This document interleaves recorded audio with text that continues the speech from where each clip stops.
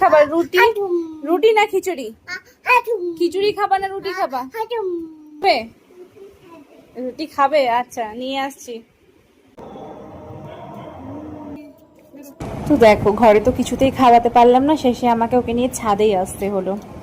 মানে যতদিন যাচ্ছে খাওয়া নিয়ে তত বেশি অশান্তি শুরু হয়েছে।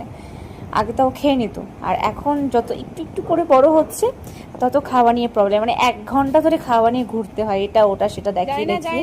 তো আজকে তো কোনো মতেই ঘরে খেলো না, তাই জন্য ফাইনালি আমাকে ছাদেই আসতে হলো ওকে নিয়ে একা। আর দেখো ছাদে কেউ নেই, পুরো ফাঁকা, আমি আর ওই আছি শুধু। তো ওই খাওয়া পর্যন্তই ছাদে ছিলাম, তারপরে চলে গেছিলাম। আর একটু খেলাধুলা করলো। তো আমার মতন তোমাদের বাচ্চারাও কি এরকম দুষ্টু করে খাওয়া নিয়ে? একটু জানিও তো তোমরা কেমন করে হ্যান্ডেল করো ব্যাপারটা। আর যারা যারা এখন আমার চ্যানেলটি সাবস্ক্রাইব করোনি অবশ্যই সাবস্ক্রাইব করে দিও, আর লাইক করতে ভুলো না। Okay bye.